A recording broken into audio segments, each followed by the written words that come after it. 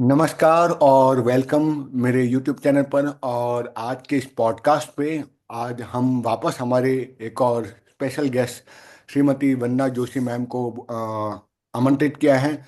पिछली बार उन्होंने बात की थी एनर्जी साइंस के ऊपर, रेकी हीलिंग के ऊपर, जहाँ पे विस्तार से बताया गया कि रेकी क्या होता है। ये एक यूनिवर्सल एनर्जी है और उससे हम कैसे अपने जीवन में बहुत सारे चेंजेस कर सकते हैं। तो इस बार थोड़ा हमारा जो विषय है काफ़ी अलग है, वो है कृष्ण उपासना। जो मुझे लगता है वैष्णव संप्रदाय में कृष्ण उपासना सबसे सर्वोच्च अवस्था में है आज भारत में, न केवल भारत में, इस पूरे कलिकाल में। और इसलिए कहा गया है कि कृष्णम वंदे जगत गुरु, क्योंकि कृष्ण ही संपूर्ण विश्व के गुरु माने गए हैं। तो इसी विश्व गुरु के ऊपर आज हमारा एपिसोड रहेगा। तो ऑकल्ट से कनेक्टेड होते हुए भी हम स्पिरिचुअलिटी को, आध्यात्मिक के ऊपर बातें करेंगे। और उस पर हमारे साथ में हैं हमारे आज के स्पेशल गेस्ट वंदना जोशी जी, भोपाल से। नमस्कार वंदना मैम, आप वापस हमारे गेस्ट बन के आए, इसके लिए मेरा सौभाग्य है कि आप वापस समय निकाल के हमारे पास आए। और जैसे आज का ये विषय है कृष्ण उपासना, तो जहाँ ये कृष्ण उपासना आती है, तो कृष्ण की उपासना क्यों करनी चाहिए? एक सामान्य व्यक्ति सोचता है कि मेरे जीवन में सब कुछ सही चल रहा है, तो आध्यात्मिकता की जरूरत क्या है, आवश्यकता क्या है? सबसे पहले तो नमस्कार, आपका बहुत बहुत धन्यवाद कि आपने मुझे वापस बुलाया मेरा इसके सौभाग्य लिए। है। और कृष्ण की उपासना तो अपने भारत में शुरू से ही प्रचलित है। जैसे राम से ज्यादा कृष्ण को लोग मतलब मानते हैं। तो हाँ कृष्ण का नाम लेते ही काम मिलता है कि हाँ राम कहो आराम मिले, हाँ, कृष्ण कहो तो काम मिले। काम मिले, तो बिल्कुल सही। कृष्ण की उपासना करने से व्यक्ति की उन्नति होती है अच्छी तरह से। और आप अगर एक निष्ठ हो, केवल कृष्ण को ही मानते हो, तो हम्म। वो फिर आपकी बहुत सहायता करते हैं। कोई सा भी इष्ट देव किसी को भी मानो आप, पर हाँ। कृष्ण का नाम ऐसा है कि उनका नाम लेने से वो जल्दी प्रसन्न हो जाते हैं। अच्छा। कृष्ण क्या है, बाल रूप में भी है, उन्होंने बाल लीला करी है। हाँ। और गोपियों के साथ माखन चोरी लीला और ये सब। तो ये सब चीजें जो है बाल रूप में है उनका। तो हम्म। उन वात्सल्य है, ममता है, हम्म। उसमें करुणा है, दया है, सब कुछ उसमें आता है कृष्ण कृष्ण लीला में। हाँ तो इसलिए कृष्ण की उपासना लोगों को ज्यादा अच्छी लगती है। क्योंकि हाँ जन्माष्टमी पे भी जब हांडी उत्सव दध कांदो होता है, तो उसमें भी लोग बहुत आनंद मनाते हैं। हाँ जी। राम के उसमें एक मर्यादा रहती है। मर्यादा, हाँ। राम की उपासना में एक तरह की मर्यादा रहती है। तो हाँ उस मर्यादा से ही व्यक्ति राम की उपासना करता है। हाँ लेकिन कृष्ण की उपासना करने से क्या होता है, कृष्ण का नाम लेने से ही अंदर से एनर्जी मिलती है हमको। हाँ जी। हाँ। कृष्ण की उपासना से अंदर से एनर्जी मिलती है, क्योंकि इनकी रोज की जो सेवा है वो हम्म। भी उत्साहवर्धन करती है। हाँ इनकी जी। हाँ। रोज की जो सेवा हम करते हैं, हाँ ये जी। जैसे कि रात को भगवान को पढ़ाते हैं, फिर सुबह जगाते हैं, फिर हाँ उनको माखन मिश्री जो भी आपके घर में उपलब्ध हो वो भोग लगाते हैं, श्रृंगार धराते हैं। तो हाँ। इसलिए कृष्ण की उपासना ज्यादा प्रचलित है। और राम जहाँ, के साथ कृष्ण, और राम और कृष्ण एक ही है, लेकिन कृष्ण के एक- नाम से उत्साहवर्धन होता है। हाँ जी। और राम, हाँ जी बोलिए। और जहाँ कृष्ण की हम बात करते हैं कि उसमें तो अलग अलग हैं, क्योंकि ईश्वर की उपासना भावपूर्वक होती है। कोई वात्सल्य भाव से, जैसे आपने कहा लड्डू गोपाल, जी हम उस पर भी आएंगे। कुछ लोग प्रेमी अवस्था में उनको राधिका बन के भी करते हैं, वो तो सर्वोच्च है और सबसे कठिन भी है प्रेमिका रूप में उनको जी उपासना का। कुछ लोग सखा के रूप में करते हैं, जैसे अर्जुन जी ने किया था। देखिए वृंदावन के भी एक संत थे, वो सखा के रूप में उनकी उपासना की थी कृष्ण की, और कृष्ण भगवान कई वर्षों बाद सखा के रूप में उनके सामने उपस्थित हुए। ये रियल घटना है वृंदावन की। और उसी प्रकार से कुछ लोग पिता रूप में भी करते हैं, कुछ शिष्य के रूप में। एक वृंदावन के संत थे, वो राम को अपना शिष्य मानते थे, विरक्त संत ही थे। तो अगर इतनी सारी अलग अलग भाव अवस्थाएं हैं भगवान को पूजने में, सबसे सरल, सबसे आसान और सर्वोत्कृष्ट आप किसको मानते हो निमन्ना जी? इतनी सारी सबसे आसान वात्सल्य रूप है बाल रूप। भगवान का सबसे आसान बाल रूप है, क्योंकि अच्छा। बालक जो है जरा से में प्रसन्न हो जाते हैं। हाँ जी। हाँ। बालक का जो है, आप कुछ भी उसको थोड़ा सा भी बहला लो तो वो जल्दी प्रसन्न होता है। तो हाँ बाल रूप की जो सेवा होती है उसमें जल्दी व्यक्ति को सफलता प्राप्त होती है। और जैसे पिता के रूप में आप मानोगे तो उस हिसाब से आपको उनका सम्मान करना पड़ेगा। थोड़ी सी त्रुटि हो जाएगी तो दंड भी भुगतना पड़ता है। जैसे अपन अपने पिता के आगे कम बोलते हैं या कुछ गलत हो जाता है तो डांट पड़ती है कि नहीं पड़ती। हाँ जी, हाँ हाँ। तो इस तरह से तो जितने भी आपने रूप बताए ना उसमें सबसे सरल सेवा बाल रूप की है। आप लोग जो की। लड्डू गोपाल की सेवा आज आपको हर घर में मिलेगी। कि हाँ लड्डू जी। गोपाल की जो सेवा अपन करते हैं तो हाँ उनको आप अच्छे से उनकी सेवा करो। जैसे कि ठंड के दिन है तो अपने को ठंड लगती तो उनको भी लगती है। हाँ जी। तो हाँ उनकी व्यवस्था ठंड ऐसी करनी पड़ती है। उनको दग्गल, रूह का दग्गल पिनाना पड़ता है। हाँ और वस्त्र भी उनके वैसे ही होते हैं। हाँ हाँ। और गर्मी में गर्मी के, शीत ऋतु के हिसाब से जैसे अपन अपने बच्चों को कैसे रखते हैं हाँ संभाल जी। के, हाँ ऐसे हाँ ही इनकी सेवा है। तो हाँ। सबसे सरल बाल रूप है। अगर बाल रूप की वन्ना की बात करते हैं तो ऐसे कौन से नियम हैं, कोई ऐसे कड़क नियम हैं लड्डू गोपाल की उपासना में? जैसे एक पवित्रता तो सर्वोत्कृष्ट अवस्था एक नियम है कि पवित्रता तो होनी ही चाहिए। क्योंकि कुछ लोग, मैं देखता हूँ कुछ वीडियोस देखे हैं इंस्टाग्राम पे, इंटरनेट पे, कि कोई भगवान को चॉकलेट खिला रहा है, कोई बाल का होटल से लेके आके खिला रहा है। तो ये मैं देख रहा हूँ बहुत ऐसी कुछ मर्यादा तोड़कर भी हम बाहरी भोग नहीं बना, क्योंकि जो बनाता है खाना उसकी अपनी भावना जाती है। होटल से लाए हो, अब समोसा खिलाओगे तो मुझे नहीं लगता कि वो भाव रहेगा और वो शुद्धता पवित्रता रहेगी। तो ये एक कारण है। ऐसे कौन से अलग अलग चीजें हैं जो लड्डू गोपाल की उपासना में हमें ध्यान रखना है? लड्डू गोपाल की उपासना में स्नान तो सभी करते हैं। स्नान करके अपन भगवान को स्पर्श करते हैं। हाँ तो जी। लड्डू गोपाल की सेवा में जैसे कि अब हमारे यहाँ तो जैसे ब्रह्म संबंध पुष्टि मार्ग में जो वल्लभाचार्य जी संप्रदाय है हाँ उसमें जो ब्रह्म संबंध देते हैं गुरु हमारे, हाँ तो वो जी। जैसी आज्ञा करते हैं वैसी हमको सेवा करनी पड़ती। अच्छा। तो अच्छा। आजकल तो ये क्या है, देखा देख हो गई है तो लोग लड्डू गोपाल ले आते हैं, सेवा करते हैं। हाँ। और कहीं भी जाते हैं तो उनको साथ में ले जाते हैं। हाँ तो हाँ। भगवान को परिश्रम होता है। अच्छा। तो जैसे अब हमारे यहाँ तो जो सेवा है लड्डू गोपाल की तो उनको हम कहीं लेके नहीं जाते। अच्छा। कोई ना कोई जैसे घर में देता है। और अच्छा। अगर कोई नहीं रहता तो ऐसी व्यवस्था करके जाते कि उनकी अच्छी सेवा हो सके। तो अच्छा। इसमें चॉकलेट वगैरह तो नहीं खिलाते भगवान को।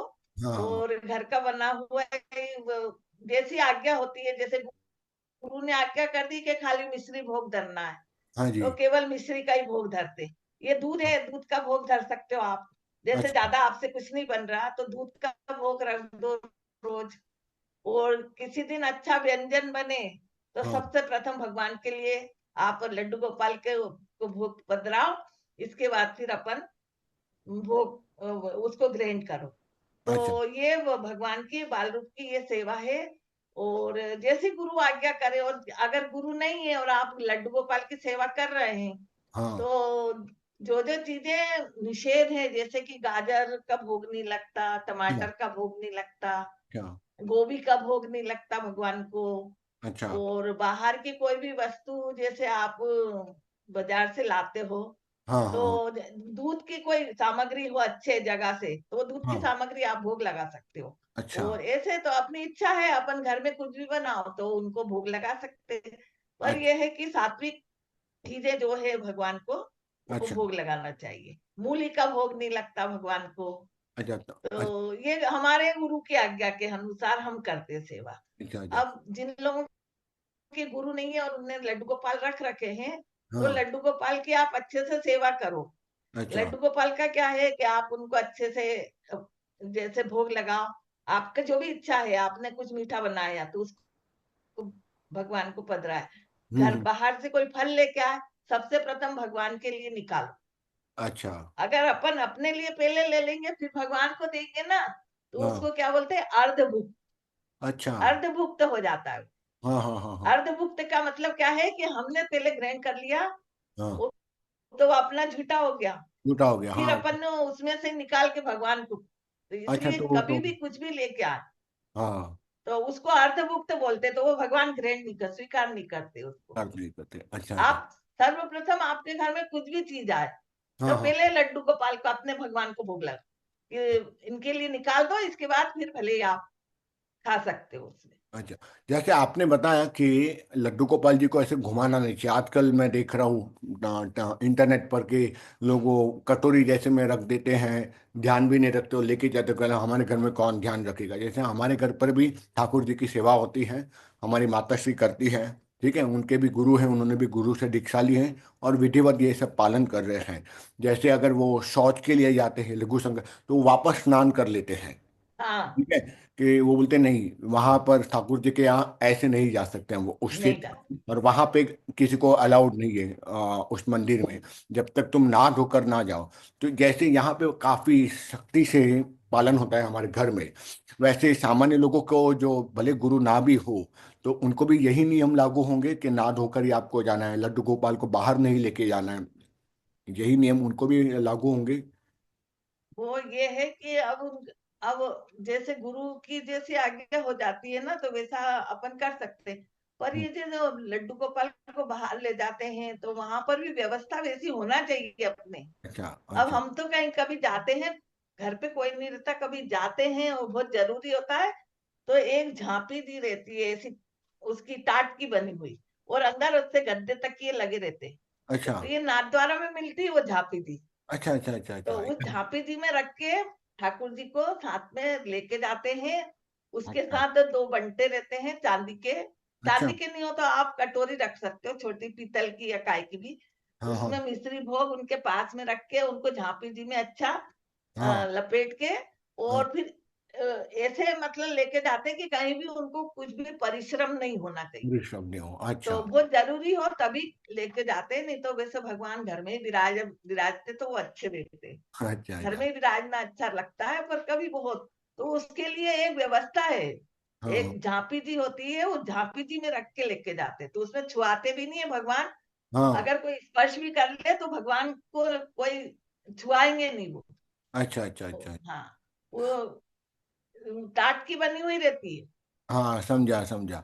अगर आपने इसके बताया जैसे ये एक हो गया, अब दूसरी ये भी आती है उपासना पद्धति में। चलो ये तो हमने माखन मिश्री और इसका भोग लगा दिया, दूध का लगा दिया। अभी हम्म। कुछ बाहर से मिठाई लेके आते हैं, ठीक है, कोई गिफ्ट देता है आपको, हम घर पे नहीं बनाए, तब भी वो ठाकुर जी को अर्पित किया जा सकता है ऐसा भोग। अब और देखो, मेरे जो लड्डू गोपाल है मैंने लिए थे, तो यहाँ भोपाल में हमारे गुरु पधारे थे, हाँ हाँ। तो उनकी आज्ञा लेने हमारी बुआ जी गई थी। अच्छा। लड्डू गोपाल को भी ले गई थी साथ में पुष्ट कराने के लिए, हाँ जी। क्योंकि गुरु के द्वारा पुष्ट हो जाते हैं ना, तो वो लड्डू गोपाल साक्षात हो जाते हैं। हाँ जी। हाँ तो लेके गई थी, तो उन्होंने श्री हस्त पे ठाकुर जी को रख लिया, उनके वस्त्र निकाल के उनको श्री अच्छा हस्त पे रखा बहुत देर तक।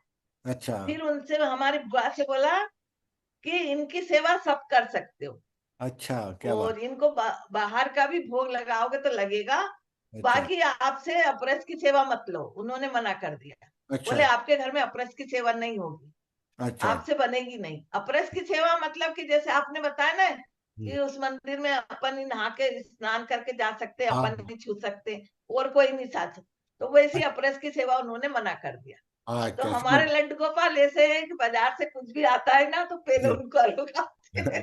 तो ये हमारे गुरु की आज्ञा है। अच्छा, लो, गुरु आज्ञा तो सर्वोच्च है। हाँ। अब यहाँ पे एक और आता है स्तोत्र पाठ उपासना मंत्र जाप इसमें। तो एक तो होता है, क्योंकि कृष्ण उपासना में एक तो यमुनाष्टक जी का बहुत महत्व है, हाँ। यमुना जी का जल हम्म। उनको हम्म। अर्पित किया जाता है। और यमुनाष्टक का पाठ तो सर्वोच्च मैं मानता हूँ। तो एक सामान्य व्यक्ति जो शुरुआत करता है, गुरु हो या ना हो, तो उनको कौन से पाठ करने चाहिए या क्या माला मंत्र जाप करनी चाहिए, ठीक है, जिससे कि वो उपासना पद्धति में आगे बढ़ सके। अब वो तो एक तो साधारण सरल सा मंत्र है, श्री कृष्णा शरणम मम। हाँ जी। ये मंत्र आप कर सकते हो, 5 मिनट ही करो चाहे तो। श्री कृष्णा शरणम मम, उसमें क्या है, दासत्व का भाव आ जाता है अच्छा कि हे अच्छा। प्रभु मैं आपकी शरण में हूँ। करण में हूँ, तो हाँ। ये कर सकते हैं, और कृष्ण के बहुत सारे मंत्र हैं, ऐसे तो अपन बोल सकते हैं, पर हम्म। सबसे सरल है श्री कृष्णा शरणम। तो इस मंत्र से आप भगवान को, और ऐसे भगवान को जगाने का मंत्र। अब हमारे पुष्टि मार्ग में तो जो हमने ब्रह्म संबंध लिया, उसमें तो हाँ ठाकुर जी के जगाने का भी है, मंत्र है। उनको अरोगाने का भी ये, जैसे कि ठाकुर जी सो रहे हैं, जैसे हाँ पोड़े हुए हैं, हाँ। तो 3 बार वो घंटी बजाएंगे। पहले अच्छा 3 बार घंटी बजाएंगे, अच्छा फिर अच्छा। इसके बाद बोलेंगे जागिए गोपाल लाल जननी बलि जाई।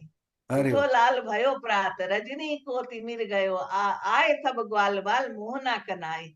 हाँ उठो जी। मेरे आनंद कन चंद किरण मंद भई प्रगट्यो आकाश भानु कमलन सुखदाई।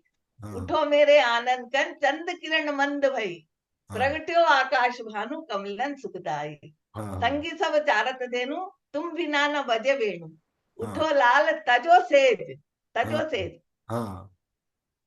अरे वाह क्या बात है। तो तो ऐसे हर। सुंदर वरदाई। हाँ हाँ हाँ हाँ, तो इस तरह से फिर क्या पढ़ो। बोलते हैं भगवान, फिर भगवान बोलते हाँ मुक्ते पट दूर कियो, हाँ। अच्छा। मुक्ते पट दूर कियो जसोदा को दरस दियो, ओहो क्या बात है। दधि माखन मांग लियो। हाँ हाँ हाँ। अच्छा अच्छा वर अच्छा। कन्नाई क्या बात। जेवत दो राम श्याम हाँ सकल मंगल गुण निधान थार में कछ झूठन रहो। फिर थार में जो झूठन रहो हाँ। परमानंद पाई। एक परमानंद हो गए हैं अष्ट सखा में। अच्छा। परमान ये जो पुष्टि मार्ग में जो अष्ट सखा है, सूरदास है, हाँ, कुमन दास है, कम परमानंद दास है, ये अष्ट सखा है भगवान। अच्छा अच्छा अच्छा, ये मुझे नहीं पता था अष्ट सखा। हाँ, ये अष्ट सखा है। हाँ इनका सुबह आप नाम ले लोगे तो आपका सारा दिन अच्छा जाएगा, अष्ट सखा का। हाँ हाँ हाँ तो हाँ और 84 वैष्णव, दो हाँ सौ बावन वैष्णव, उनको आप हाँ प्रणाम कर लो सुबह उठ के। हाँ हाँ तो हाँ। इससे बहुत अच्छा रहता है। तो ठाकुर जी का ये जगाने का मंत्र है। अच्छा। फिर अरोगाने का भी मंत्र है। अरे वाह। फिर जब उनको स्नान कराते हैं, फिर उठते से ही स्नान नहीं कराते। बहुत से लोग क्या करते हैं, बस घंटी भी नहीं बजाते, भगवान को उठाएंगे और उनको थाली में बिठा देंगे और उनको पानी कूट देंगे। तो करते उससे क्या रहते। होता है, ठाकुर जी अपन अपने बच्चे को कैसे उठाते हैं। हाँ अपने बच्चे को, अपना जो छोटा बच्चा रहता है हाँ जी। उसको एकदम उठा के अपन नहलाने तो नहीं ले जाते ना। नहीं लेके उसको जाते पहले हैं। दूध पिलाएंगे। छोटा बच्चा रहता है उसको पहले दूध पिलाएंगे, जो भी वो पिएगा, चाय दूध, जो हाँ ब्रेड खाएगा तो ब्रेड देंगे उसको, कुछ हाँ भी। हाँ बरोबर। इसके बाद थोड़ा अच्छा हो जाएगा, फिर गर्म पानी करेंगे, अगर ठंड होगी तो गर्म पानी करेंगे, फिर उसको स्नान कराएंगे, फिर उसको अच्छे वस्त्र पहनाएंगे। तो ऐसे ठाकुर जी को पहले माखन मिश्री का या दूध का पहले भोग लगाते हैं। अच्छा। और फिर मंगल आरती होती है कि मंगल आरती कीजिए भोर, हाँ हाँ। मंगल जन कर्म गुण मंगल मंगल यशोदा माखन चोर। तो ये अच्छा मंगल आरती करते हैं। अच्छा फिर अच्छा। मंगल आरती करने के बाद आज नंदलाल नैनन निरख परम मंगल भयो भवन मेरे, अरे ये वाह। बोलते हैं। इसके हाँ, बाद ये मेरे, हमने जो पुष्टि मार्ग का जो है वो बता रही हूँ मैं आपको। जी हाँ हाँ तो ये बोलने के बाद इसके बाद फिर ठाकुर जी को थोड़ी देर रेस्ट करके, फिर हाँ जैसे अभी ठंड है तो हाँ थोड़ा जी। कुनकुना पानी करके फिर उनको स्नान कराते हैं। तो हाँ। फिर वो भी स्नान का भी है कि आओ गोपाल श्रृंगार धराऊं अरे विभिन्न वाह। सुगंधन करो न बटना पाछे ऊना जल से मिलाऊं। अरे वाह। ये बहुत ये सरस। होता है। फिर श्रृंगार धरा तो ठाकुर जी को पहले तैयार करते कि आपको स्नान करना है, तो हाँ आओ गोपाल श्रृंगार धराऊं। तो वो हाँ भगवान है तो वात्सल्य रूप बाल रूप है ना। हाँ मानते कभी नहीं मानते, नहीं नहाना मेरे को तो नहीं नहाना, बच्चे नहीं हाँ करते। बरोबर नहीं अभी बरोबर। नहीं नहाना, हाँ हाँ बरोबर। उनको ऐसे मनाना पड़ता है। अच्छा अच्छा अच्छा, तो तो ये पूरी भावना से अभिभूत है पूरी उपासना पद्धति। जितना हाँ पवित्र भाव हो उतना आपको अनुभव भी होते हैं, हाँ, क्योंकि तो ठीक है ये अनुभव। सानुभाव जताते हैं। आप ऐसे सेवा करोगे ना तो सानुभाव जता, सानुभाव का मतलब क्या, कि हाँ ठाकुर जी आपको प्रेरणा देंगे या आपके घर में किसी को प्रेरणा देंगे कि मेरे को तो ये खाना है, ये बना हाँ लो, चाहे हाँ जो भी जैसी भी प्रेरणा होगी। तो हाँ ये इनकी सेवा से क्या होता है, इस सारे अपने जो भी ये कार्य हैं, अपने भौतिक जो भी अपन सोचते हैं ना, पैसे से संबंधित आर्थिक हाँ। सब तरह के कार्य अपने आप सिद्ध होते हैं। अच्छा अच्छा अच्छा, हाँ हाँ, बहुत बहुत बढ़िया। इसमें कहीं भी मत जाओ आप। अगर आपके लड्डू गोपाल की सेवा, तो उनकी अच्छी सेवा करो, आप बहुत अच्छी सी सेवा करो। थोड़े हाँ दिन बाद देखना आप अपने घर में ही आपको अपने आप ही आनंद इतना मिलेगा कि हाँ, सब कुछ अपने आप सब कुछ अच्छा होता चला जाता है। हो तो क्योंकि जाएगा। ठाकुर जी तो सर्व सामर्थ्यवान है। हाँ जी। उनसे कुछ उनसे मांगने की भी जरूरत नहीं है। जरूरत नहीं है, हाँ हाँ हाँ वो खुद ही जानते हैं कि इसको क्या चाहिए। हाँ हाँ हाँ। यहाँ एक प्रश्न उठता है मुन्ना जी कि कई लोग अपनी भौतिक आध्यात्मिक तो मैंने जानता, लेकिन भौतिक अवस्था की चीजें मांगते हैं उपासना पद्धति में कि मुझे ये दे दो, मेरी ये समस्या पूर्ण कर दो। चाहे वो लड्डू गोपाल स्वरूप हो परमात्मा श्री कृष्ण का, या जिस भाव में भी, सखा भाव या जो भाव की हम पूजा करते हैं।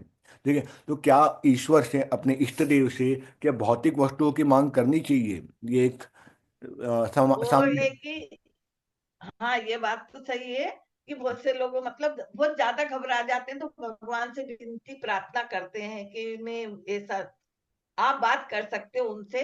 हाँ। बाकी मांगना नहीं चाहिए, मांगना वो तो देने वाले तो सर्वसमण, उनको तो खुद पता है कि इसको क्या चाहिए। क्या पर चाहिए? समय आने पर सब कुछ मिल जाता है।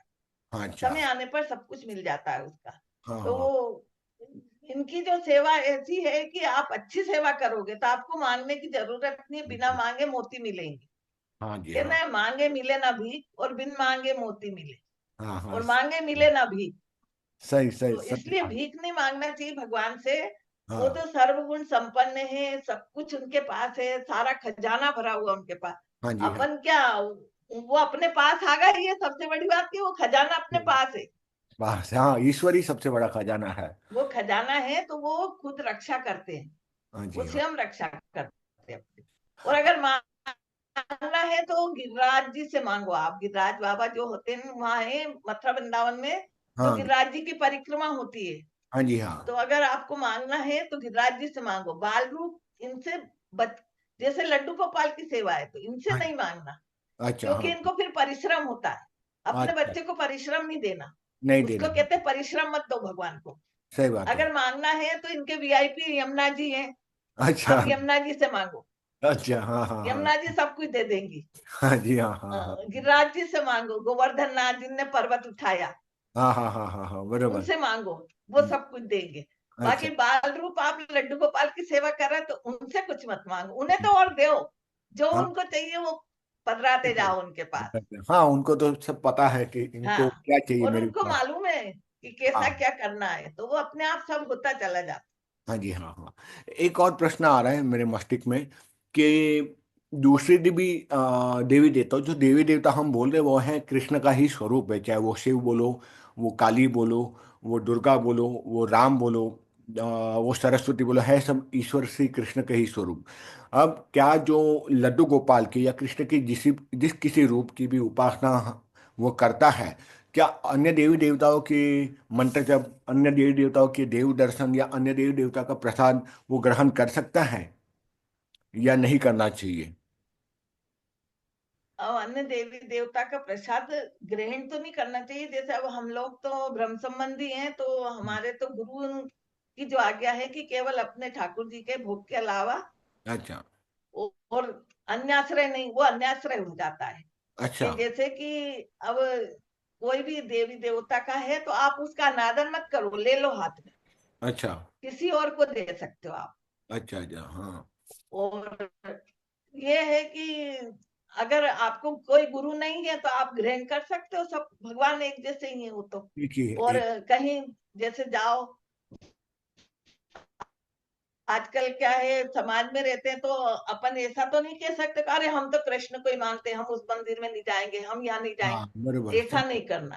हाँ जी, वो हाँ। भी, उनका भी अनादर होता है एक तरह से। नंदन होता है, हाँ तो सही। हमारे गुरु साहब ने एक बार पूछा था तो उन्होंने कहा जाओ, सब जगह जाओ, कोई समाज में रहते तो जाना पड़ता है। जाना तो जैसे पड़ता किसी है। ने कहा चलो गणेश मंदिर चलो, तो हाँ। गणेश मंदिर जाके क्या बोलो, उनसे कुछ मांगना नहीं है, कोई मांगना देवी है। देवता से कुछ भी नहीं मांगना। अगर हाँ। आपने मांग लिया तो ठाकुर जी नाराज हो जाएंगे, बोले कि मैं बैठा हूं, तू क्यों मांगने जा रही है उससे। अच्छा। अच्छा अच्छा। हाँ, हाँ तो हाँ वहां हाँ। जाओ तो उन्होंने क्या कहा, जय श्री कृष्णा का नाता रख। अच्छा। वहां जाके मन ही मन बोल दो, गणेश जी बाबा जय श्री कृष्णा। अच्छा। तो अच्छा। गणेश जी भी जय श्री कृष्णा बोलेंगे। अच्छा अच्छा अच्छा, हाँ शिव हाँ। जी के मंदिर में जाओ तो जय हाँ। श्री कृष्णा करो। अच्छा अच्छा अच्छा, उनको प्रिय ये होता है ये नाम। मतलब ये सब मना मत करो, किसी का भी अनादर करना नहीं अपने को। हाँ और हाँ समय समय पे जैसे शिवरात्रि है तो जाते, हम लोग भी जाते हैं वहां, जल चढ़ाते हैं, सब करते हैं। हाँ हाँ तो हाँ। वो अपने घर मेहमान आते। अच्छा। अब समझ। जैसे नवरात्रि में नौ दुर्गा, हाँ। तो लोग वो तो नौ दुर्गा 9 दिन के लिए अपने घर कोई मेहमान आएगा, अतिथि आएगा तो उसका आदर सत्कार करेंगे ना। करेंगे, क्यों तो नहीं। उस भाव से करते। अच्छा, समझा समझा।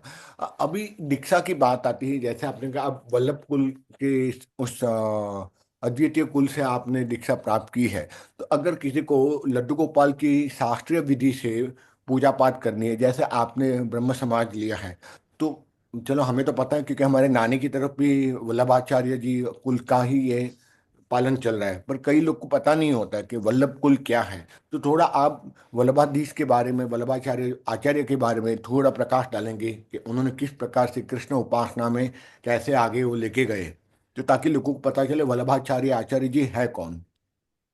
हाँ, वल्लभाचार्य जी जो है महाप्रभु जी, इनको महाप्रभु जी भी बोलते हैं। हाँ जी। तो इनका जो है, इनका जो जन्म हुआ वो बहुत अद्भुत जन्म हुआ इनका। अच्छा। इनका क्या हुआ कि ये जब गर्भ में आए, इनकी माँ एलम्मा गारू, इनके उनका अच्छा। माता जी का नाम था। हाँ जी। तो ये जब गर्भ में आए उस समय क्या हुआ था कि ये औरंगजेब ने आक्रमण कर दिया था। अच्छा। तो ये जो इनके पिताजी थे वो हाँ। अपने ठाकुर जी को लेके साथ में और वहां से निकल गए कि हम्म। ये आक्रमण करेगा तो हमारे मतलब भगवान को वो होगा। तो हम्म। वो दोनों जने गए तो यहाँ चंपारण है रायपुर के पास है। हाँ, चंपारण। रायपुर है इधर, ये छत्तीसगढ़ छत्तीसगढ़। बोलते शायद उसको। हाँ, हाँ, छत्तीसगढ़। तो वहां पर उधर लेके गए तो चंपारण में इनका गर्भ गिर गया। अच्छा। इनका चंपारण में गर्भ गिर गया इनका। तो हाँ। इनकी इनकी माताजी ने क्या करा कि अपना साड़ी का पल्लू हाँ। फाड़ के और उस बच्चे को लपेट के और वहां पर मतलब वहीं रख दिया और आगे निकल गए। तो अच्छा। आगे निकले तो फिर वहां सूचना मिली कि वो आक्रमणकारी औरंगजेब तो भग गया, आप अच्छा। वापिस आ जाओ। तो ये लोग अच्छा। वापिस आने लगे तो हाँ। देखा तो चारों तरफ अग्नि, अग्नि जल रही थी चारों तरफ गोल में। और अच्छा। बीच में वल्लभाचार्य जी ऐसे बाल रूप में ऐसे खेल रहे थे। अच्छा, क्या बात है। मतलब इनको तो हाँ। लगा कि हमारा बच्चा है नहीं, है। गर्भ गिर गया। तो हाँ। इन्होंने आके देखा चंपारण में। तो हाँ। देखा तो वो तो चारों तरफ अग्नि जल रही थी और बीच में बालक मतलब खेल रहा था। हाँ। हाँ। हाँ। तो लम्मा गारू ने बोला कि अगर मेरा बच्चा हो तो अग्नि मुझे रास्ता दे दे। हाँ तो जी। हाँ। अग्नि ने रास्ता दे दिया। अच्छा। उन्होंने कहा अगर मेरा बच्चा हो तो मेरे स्तन की धार इसके मुंह में चली जा। हाँ। तो हाँ। उनके स्तन की धार उसके मुंह में, उनके मुंह में चली गई। तब अच्छा। उन्होंने उनको उठा लिया हाँ। गोद में। अरे तो वाह। चंपारण में वहां बैठक जी है, अच्छा। उनका जन्म स्थान जो है चंपारण में, अच्छा। महाप्रभु जी का। अच्छा। अच्छा। अच्छा। अच्छा। हाँ हाँ हाँ, और अरे। उन्होंने पृथ्वी परिक्रमा करी जगह जगह। अच्छा। हाँ। 3 बार पृथ्वी परिक्रमा करी है महाप्रभु जी ने। अच्छा। अच्छा। अच्छा। अच्छा। हाँ, और उनको 2 बार 3 बार आज्ञा हुई थी कि अब समय हो गया है, आप आ जाओ।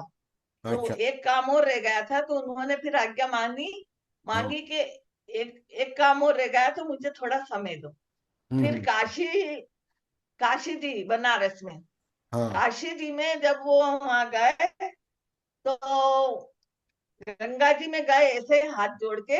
हाँ। और एकदम से सब बहुत लोगों ने देखा कि एक ज्योति पुंज उठा ऊपर। अच्छा। हाँ हाँ हाँ। वो सधे गए हैं अच्छा, सदी। महाप्रभु जी, अच्छा अच्छा। सधे है। ओ हो।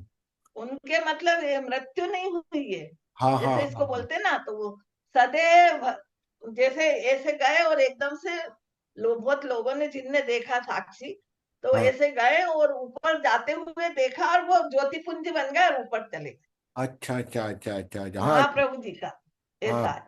हाँ हाँ। तो मूल और रूप। इनके हम्म। इनके 2 पुत्र हुए थे, अच्छा। एक तो विठल नाथ जी और एक गोपीनाथ जी। तो अच्छा। गोपीनाथ जी के तो कोई बालक हुए नहीं, हाँ। विठल नाथ जी के 7 पुत्र हुए। अच्छा। तो अच्छा। ये 7 गादी यहाँ पे विराजमान है जगह जगह, अच्छा। सात हाँ। गादी अच्छा तो अच्छा। फिर विठल नाथ जी ने, इन्होंने तो साधारण सेवा चालू करी थी अच्छा। महाप्रभु जी ने हाँ कि जी। भगवान की निस्साधन की सेवा। अच्छा। आपके पास जो है वो अरुगाओ भगवान। बरोबर। लेकिन इनके जो पुत्र थे विठल नाथ जी, इनको गुसाई जी भी बोलते हैं, गुसाई जी परम हाँ दयालु। जी हाँ जी हाँ। तो उन्होंने ये सेवा का विस्तार किया, अच्छा। वैभव, खूब हाँ। वैभव जो बनाया है वो हम्म। महाप्रभु जी के पुत्र विठल नाथ जी ने करा। अच्छा अच्छा अच्छा तो अच्छा। पोष कृष्ण नवमी के दिन इनका जन्म हुआ है। अच्छा, और कृष्ण तो जी, अच्छा। जब ये गर्भ में आए थे ना विठल नाथ जी, हाँ तब जो पंढरपुर में जो विठल नाथ जी है, हाँ जी हाँ। उन्होंने उनको दर्शन दिए थे स्वप्न में अच्छा कि तेरे घर में आ रहा हूँ तो उसका नाम विठल नाथ रखना। अच्छा अच्छा, वैसे नाम विठल तो नाथ। इसलिए उनका नाम मतलब जन्म होने से पहले ही विठल नाथ रखा गया। अरे वाह, क्या बात है। ये अच्छा, ये बात बताइए, वल्लभाचार्य महाप्रभु ने तो इतना विस्तार किया उपासना पद्धति का।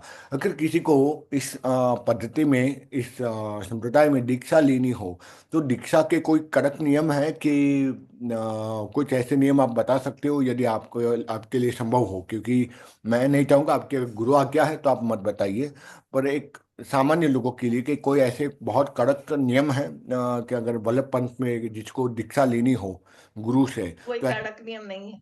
नहीं कोई नहीं। कड़क नियम नहीं है। हाँ। वो दीक्षा भी जो भगवान का ब्रह्म संबंध जो होता है वो यमुना जी की कृपा से होता है।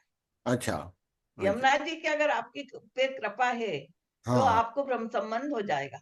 अच्छा। तो उसमें गुरु कुछ, आजकल गुरु कुछ भी ज्यादा नहीं बताते, बस एक खाली जो चीजें अपन को नहीं खानी चाहिए बस हाँ। वो मत खाओ आप। अच्छा। बाकी ऐसे कोई कड़क नियम नहीं है, आजकल तो कोई बताते भी नहीं है। जो हाँ महाराष्ट्री हैं जितने भी, वो हाँ, आजकल कड़क नियम नहीं बताते। नहीं बताते, बस सही। ठाकुर जी की अच्छी सेवा करो। दीक्षा आपने ले ली, ब्रह्म संबंध ले लिया, हम्म। और आपके घर में लड्डू गोपाल की आप सेवा करना चाहते हो, तो हाँ उनको, जी। जो जिनसे आपने भ्रम संबंध लिया है हाँ। उनके द्वारा ही आप उनको पुष्ट करा लो। पुष्ट अच्छा। मतलब हाँ इसको प्राण प्रतिष्ठा जिसको बोलते हैं। हाँ जी, हाँ हाँ। तो वो प्राण प्रतिष्ठा भी बहुत साधारण होती है, केवल अपनी दृष्टि डालते हैं उसमें। अच्छा अच्छा अच्छा अच्छा, मंत्र हाँ, द्वारा नहीं करते जो प्राण प्रतिष्ठा होते ज्यादा वैसे कोई नहीं? कड़क नियम नहीं है। नहीं फिर है। इसके बाद आप अच्छे से सेवा करो उनकी, और जो गुरु आज्ञा है वैसा पालन करो बस।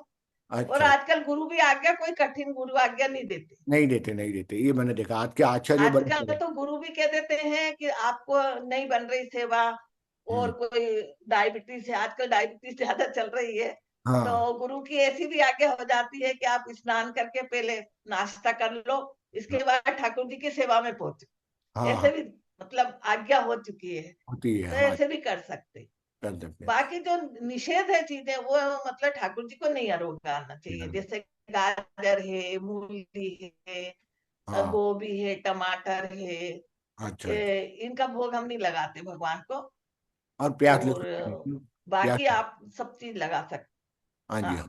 हाँ हाँ। अच्छा, आखिरी प्रश्न, क्योंकि फिर ये हमारा पॉडकास्ट नजीक आ रहा है। जी। आध्यात्मिक अनुभव भी मैंने देखा है कई लोगों को होते हैं, ठीक है। ये आपके ऊपर व्यक्तिगत प्रश्न है कि आपको बोलना हो तो बताइएगा, कि कुछ ऐसे कोई आपको विशेष लड्डू गोपाल जी की, ठाकुर जी की सेवा करते करते कोई विशेष अनुभव हुए?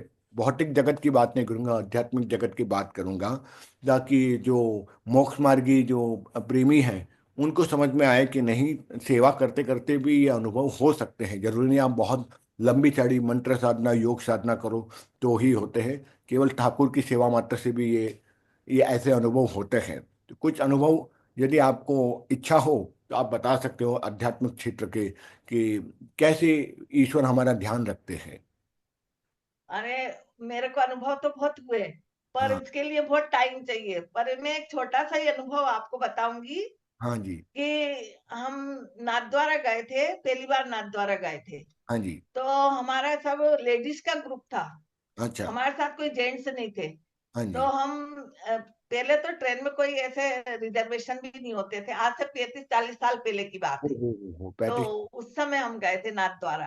हाँ हाँ तो हाँ। वहां पर हम गए, तो हमारे साथ जो एक महिला थी, वो हाँ जरा ना समझ थी। तो दो गुंडे टाइप लोग बैठे थे, तो उनको बोल दिया हमारे साथ कोई आदमी नहीं है, हम औरतें ही औरतें हैं। हाँ तो हाँ वो हाँ। लोग हमारे पीछे लग गए। अच्छा। तो फिर हमारे साथ जो एक बुजुर्ग महिला थी ना, उनको पता पड़ा। हाँ तो फिर उनने कहा कि अरे वो भगवान दास कहाँ गया, भगवान दास, भगवान दास को बुलाओ ना, कहाँ गया भगवान दास। हाँ हाँ तो मेरे को बोला उनने कि जाओ जी जी आप बुला के लाओ। हाँ तो हाँ। मैं ऐसे ही चली गई। ऐसे मैंने ही। कोई भगवान दास तो है ही नहीं। तो वो हाँ भगवान दास बोला। तो मैं हाँ कही, फिर मैंने आके बोला आ रहा है वो भगवान दास। तो हाँ उन गुंडों लोगों को लगा कि इनके साथ कोई आदमी है। हाँ हाँ तो हाँ। अब हम बैठ गए आराम से, फिर भी वो लोग गुंडे गए नहीं, हमारा मतलब पीछा करते रहे, बोले आप कहाँ उतरोगे, कहाँ जाओगे, हम ले चलेंगे। हाँ तो हाँ वो पहले ऐसा था कि जैसे भोपाल से चित्तौड़ जाते थे, चित्तौड़ हाँ उतरो, फिर हाँ चित्तौड़ से मावली जाओ, फिर हाँ मावली से बस मिलती थी नाथद्वारा की। अच्छा। ऐसे मतलब बदल बदल के जाना पड़ता था। ओ हो। तो चित्तौड़ में हम रात को 2 बजे उतरे। अच्छा। ओ हो। हाँ। तो क्या हुआ कि थोड़ी देर में एक व्यक्ति, अच्छा मतलब धोती कुर्ता पहने, हष्ट पुष्ट, अच्छा ऊंचा पूरा गोरा, हाँ, और वो फेटा लगाते हैं जैसे ग्वाल बाल, क्या ग्वाल बात लोग है। फेटा, ऐसा फेटा लगा हुआ आके हमारी सीट पे बैठ गया। अच्छा। तो फिर कहने लगे कि आप लोग कहाँ जा रहे हैं, तो हमने कहा हम नाथद्वारा जा रहे हैं। हाँ तो हाँ। धीरे से उसने पूछा, तो बोले, मैंने कहा आपका आपका शुभ नाम, तो बोले मेरा नाम भगवान दास। अच्छा। तो वो भगवान दास, तो उनने, मैंने कहा कि आप नाथद्वारा जा रहे हैं, तो बोले हाँ। हाँ तो हाँ उन्होंने कहा अरे आप मत घबराओ, मैं आपके साथ चलूंगा। हाँ फिर चित्तौड़ में हम उतरे 2 बजे रात को, तो उनने ट्रेन में वो हमारे साथ चढ़े। फिर हाँ माउली गए हम सुबह 4 बजे। फिर हाँ। सुबह 4 बजे, थोड़ी सुबह 8 बजे के करीब हमको नाथद्वारा की बस मिली। अच्छा। फिर हम 10 बजे तक नाथद्वारा पहुंच गए। हाँ हाँ तो हाँ वो भगवान दास ने हमको धर्मशाला करवा दी, हाँ। और रस्सी बाल्टी दिलवा दी, क्या और बात। वो मैनेजर से बात भी करवा दी, और हमको कमरे भी दिलवा दिए। अरे वाह। सब कर दिया। हाँ तो फिर हम गए वापस से, तो उन्होंने कहा अब मैं जा रहा हूँ, ऐसे कह के वो चले गए। हाँ जी फिर हाँ हम वो मैनेजर के पास गए, तो मैंने कहा भैया वो भगवान दास भैया आए थे, कहाँ गए? तो हाँ उन्होंने कहा कौन भगवान दास? हाँ हाँ हाँ हमें तो नहीं मालूम कोई भगवान दास। तो हाँ। मैंने कहा अरे हमारे सामने तो उनने आपको साइन करवाए और हमारे साइन लिए, और आपसे वो कमरा, तो बोले आप ही लोग तो आए थे, भगवान दास तो कोई था ही नहीं यहाँ पे। ओ हो, क्या बात है। ऐसा हमको अनुभव हुआ। ओ हो। बताओ, साक्षात श्री नाथ जी बाबा आए थे हमको हमारी सहायता पूरी करने, नाथ सहायता। द्वारा वाले। हाँ हाँ हाँ। मतलब ये है कि उपासक को ही दिखते हैं उसके इष्ट देव ऐसे हाँ, कठिन समय में भी। सामान्य लोग को नहीं उनके दर्शन होते हैं। उस समय ये। तो हमारी माता जी भी हमारे साथ में गई थी। अच्छा। तो हाँ। बहुत अच्छा अनुभव हुआ वैसे भगवान दास, हमने तो, उनने हमारी बुजुर्ग महिला ने तो ऐसे ही बोल दिया था भगवान दास। भगवान और दास सही में वो भगवान दास आए बच के। आए। रक्षा करने के लिए साथ में रहे पूरे यात्रा में। क्या हाँ, बात। पूरे यात्रा में।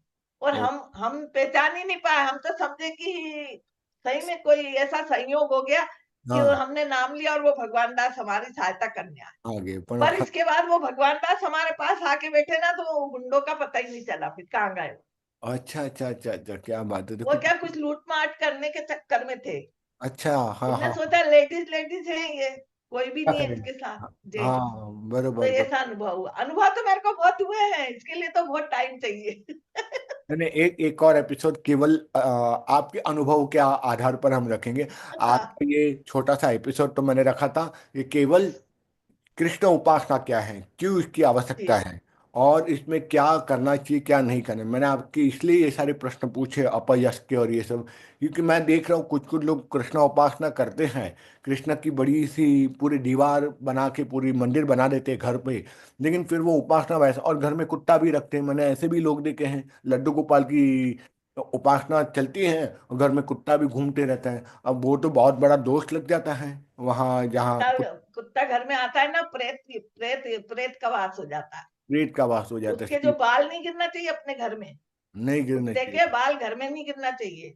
हाँ ठीक है। अगर आप एक बार गाय को फिरा दोगे ना घर में, तो हाँ आपका सारा वास्तु दोष खत्म हो जाएगा। खत्म हो जाएगा हाँ। और अगर कुत्ते को ले आओगे तो अच्छा वास्तु दोष भी, वास्तु उसमें अच्छे वास्तु भी वास्तु दोष में परिवर्तित हो जाए। सही कहा, सत्य कहा। तो मैंने इसलिए ये प्रश्न भी पूछा क्योंकि मैंने देखा, मैं उनका नाम तो नहीं लूंगा, हमारे संबंध में है, कि उनके घर में दो दो कुत्ते थे।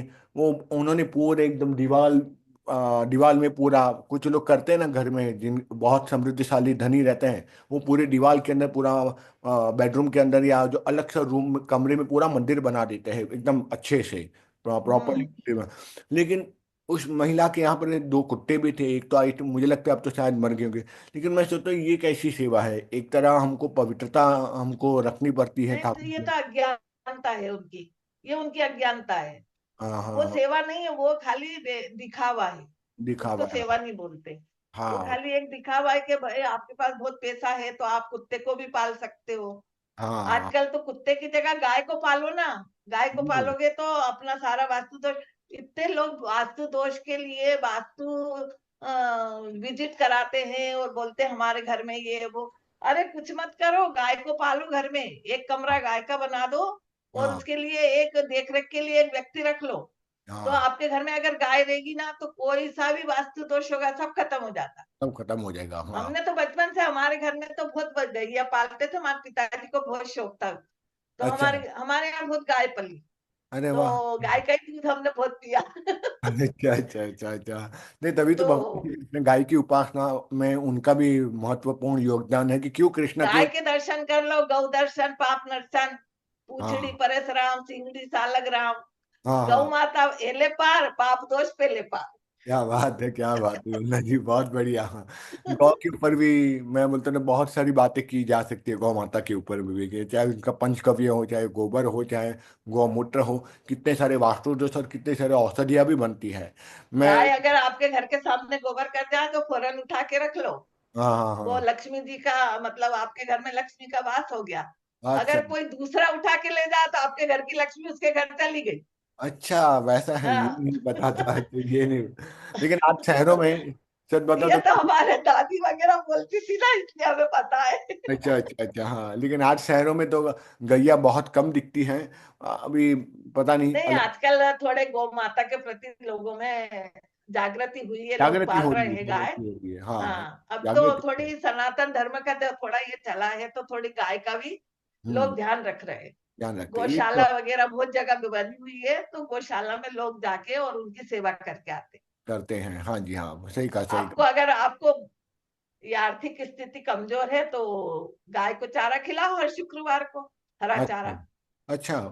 तो उससे आर्थिक स्थिति अच्छी हो जाती है शुक्रवार को हाँ, हर खिलाने शुक्रवार का। अरे बहुत सी रेमेडीज है मेरे पास, तो आप जो जो चाहेंगे वो दे दूंगी मैं आपको। तो चलिए, मुझे दो तीन रेमेडी गौ माता से संबंधित बता दीजिए, क्योंकि आजकल अधिकतर देखा जाए आज के युग में अर्थ प्रधान तो बन चुका है। और बिना अर्थ के तो कुछ चल नहीं सकता ये, चाहे वो विरक्त सन्यासी हो या गृहस्थ हो, पैसे से ही सब कुछ चलता है। मतलब जो कि ठाकुर जी तो सब कुछ देते ही है, उनको तो सब हम्म। पता है। फिर भी जैसे आपने बताया कि अगर ये हरी घास शुक्रवार के दिन खिलाइए, कितने दिन ये रेमेडी के रूप में गौ माता को खिलानी चाहिए? हाँ, चार पांच शुक्रवार तो खिलाइए, मतलब कम से कम 5 शुक्रवार तो खिलाओ आप अच्छा। उसको, गाय को। हाँ गाय को गुड़ खिलाने से, गाय के हाथ में गुड़, अपने हाँ हाथ में गुड़ रख लो और हाँ ऐसे गाय को खिला दो तो उसकी जो जीवान, उसकी जीभ से वो चाटेगी अपनी हाँ। ये हाथ की हाँ हथेली, तो हाँ। आपके दुर्भाग्य की रेखा सौभाग्य में बदल जाएगी। अच्छा अच्छा, मतलब उनकी जो लाड़ गाय आती की है। जीवान में इतना वो है।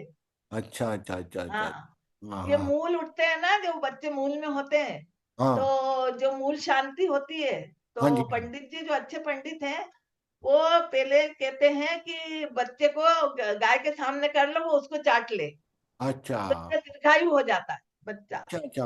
ओहो हो। अच्छा। मेरा मूल से। भतीजा हुआ था मूल में, जब मैंने मूल शांति में जब देखा मैंने, अच्छा अच्छा अच्छा अच्छा अच्छा, ये तो मैं पहली बार तो देख। गाय से चटवाया था उसको। अच्छा गाय अच्छा ने अच्छा। चाटा था छोटे बच्चे को। क्या बात है, क्या बात है, क्या बात है! तो मूल शांति भी होती है, आर्थिक उन्नति भी होती है।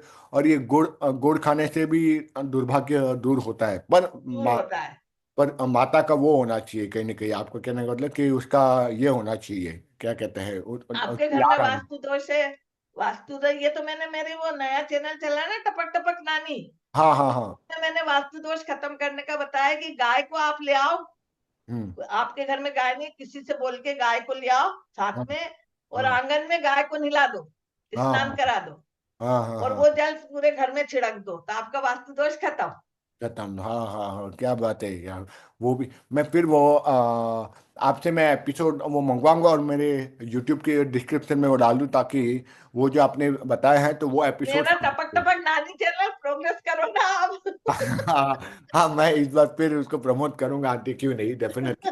उसके ऊपर अवश्य ही प्रमोट करेंगे। देख, एक प्रश्न है। जहाँ आपने गौ माता की बात की, मेरे एक मित्र हैं बिहार से, उन्होंने इस पर एक रेमेडी दी थी कि अगर नौ ग्रहों की बहुत तीव्रतम बाधा हो तो उस व्यक्ति को चाहिए कि हरा घास गौ माता को खिलाने के लिए सोमवार के रात्रि को अपने तकिए के नीचे या बिस्तर के नीचे रख दें, और अगले दिन मंगल के दिन, अब वो वार शायद तो मंगल ही था, और वो गौ माता को खिला दे। अगर बहुत ही ज़्यादा नेगेटिव एनर्जी नहीं होगी आपके जीवन में नवग्रह की, तो गाय माता वो घास खा लेगी। पर अगर बहुत ही आपके जीवन में पूर्व जन्म के प्रारब्ध बहुत खराब हैं, तो गौ माता वो घास नहीं खाएगी। अगर वो खा जाए तो समझो नवग्रह की बाधा आपकी गई, या जो भी नकारात्मक ऊर्जा है वो धरती माता में वो डाल देती है। उनके पैरों के द्वारा वो खाते हैं, लेकिन उनके अंदर हाँ, नहीं रहती माता। धरती माँ के पास गौ माता वहां भेज देती है अपने पैरों के द्वारा। पर अगर वो नहीं खाती उस घास को, तो समझो आपके प्रारब्ध इतने अधिक कठिन है पूर्व के, जिसके कारण वो एनर्जी नहीं जाएगी, नेगेटिव एनर्जी। तो ये बात में कितनी सत्यता है, क्या ये रेमेडी क्या है, वो मुझे जानने की इच्छा थी। ये रेमेडी का तो मेरे को नहीं पता कि तकिए के नीचे घास रखने का। मैंने तो आज पहली बार आपके मुंह से ही सुन रही हूँ। हाँ जी, हाँ पर हाँ। गाय तो घास तो खाती है, ऐसा आता। कुछ नहीं है। वो तो क्या है, पंडित लोग कुछ भी बता देते हैं अच्छा अच्छा, कि हाँ उससे मान लो कभी गाय नहीं खाए तो आपके मन में और वहम आ जाए, शंका आ जाए, हाँ, तो वो तो ये ऐसे वहम डालने वाले बहुत हो जाते हैं। बहुत है, तो बहुत है। इसलिए हाँ ज्यादा उसमें नहीं पड़ना चाहिए। आज का जमाना तो ऐसा है हाँ कि जो भी सरल पद्धति है उसको अपनाओ और आगे बढ़ो। हाँ, सत्य ज्यादा कहा। आजकल किसी को टाइम नहीं कि ज्यादा कोई माला जपेगा या हाँ, ज्यादा कोई हवन करेगा। नहीं नहीं। चलते फिरते भगवान का नाम लो हाँ। कि राम कहो आराम मिले, कृष्ण कहो तो काम मिले। अगर आपको आराम चाहिए तो राम राम राम राम जपते रहो। अच्छा, जय श्री काम राम, जय राम, जय जय राम, हाँ हाँ हाँ, सत्य कहा। ये जपते रहो। और हाँ आपको काम चाहिए तो कृष्ण को की उपासना करो। हाँ, काम ही काम मिलेगा बहुत आपको। काम व्यस्तता मिलेगा। व्यस्त हो जाओगे आप और बहुत आर्थिक उन्नति होगी। हाँ वो तो, ये मैंने देखा है। मैं आपसे एक बात और कहना चाहूंगी कि मैंने हमेशा कृष्ण उपासक को समृद्धशाली देखे। किसी भी कृष्ण के उपासक को मैंने एक दारिद्र कभी नहीं देखा। उसके पास इतनी तो संपत्ति होगी कि वो अपना पेट भर सके, और जो अतिथि आते दूसरे की हैं भी सहायता कर देते। कर लेते हैं।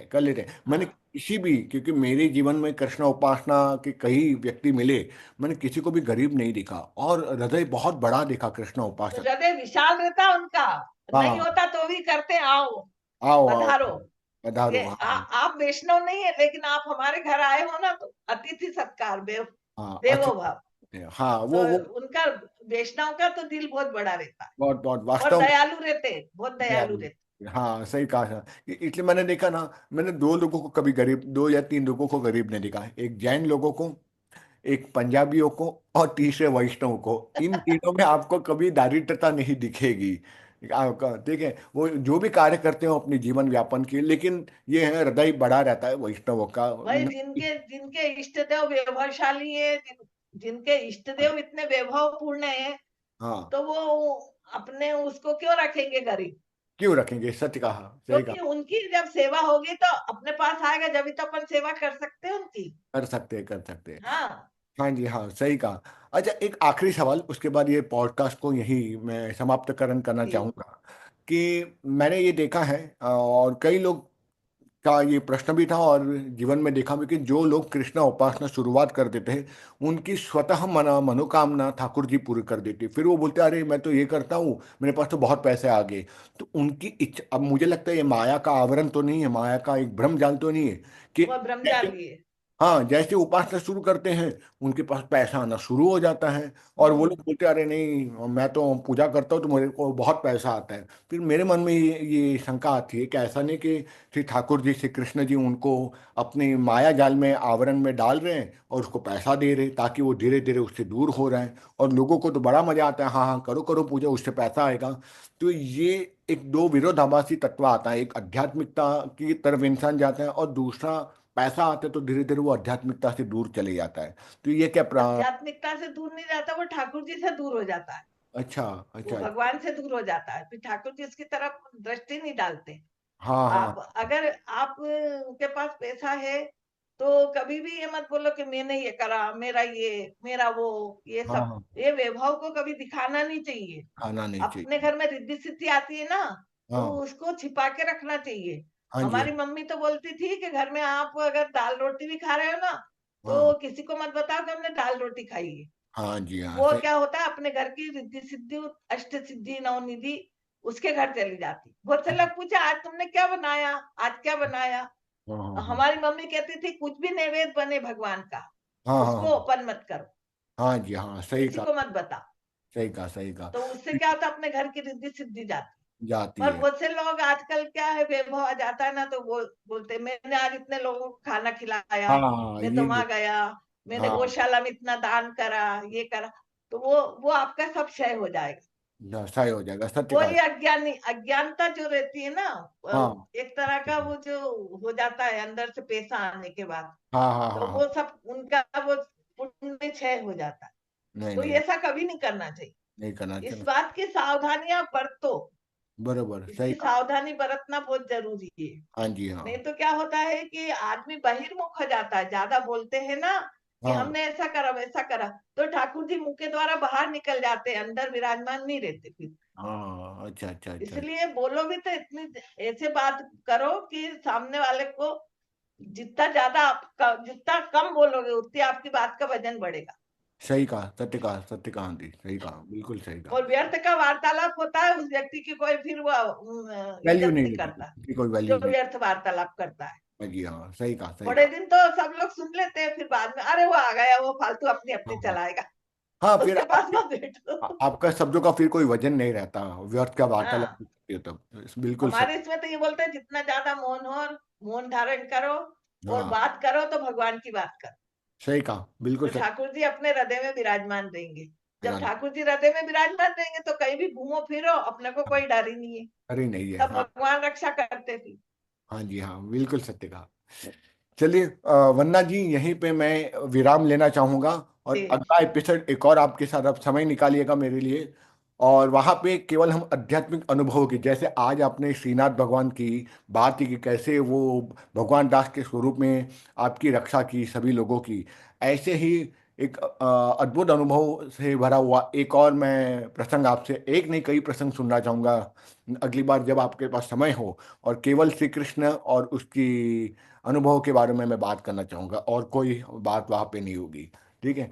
तो ठीक मैं है। आपसे यहीं से क्या बोलता हूँ, यहीं पे विराम लेना चाहूँगा, और आपका बहुत बहुत वापस धन्यवाद देता हूँ कि आपने हाँ, अब समय मेरा निकाला। टपक टपक नानी जरा प्रमोट कर देना आप हाँ जी, थोड़ा। हाँ, अवश्य ही, मैं जरूर जरूर अपने इसमें मैं कर दूंगा। लास्ट में भी मैंने किया था, और अपने यूट्यूब के चैनल में भी डाला था आपके बारे में। हाँ हाँ हाँ। फिर मैं डाल दूंगा, और फिर मैं जरा व्हाट्सएप पर भी डाल दूँ, क्यों नहीं आंटी। हाँ ठीक है। चलिए चलिए, जय श्री कृष्ण। Thank you. जय जय श्री कृष्णा। जय श्री कृष्ण, जय श्री कृष्ण।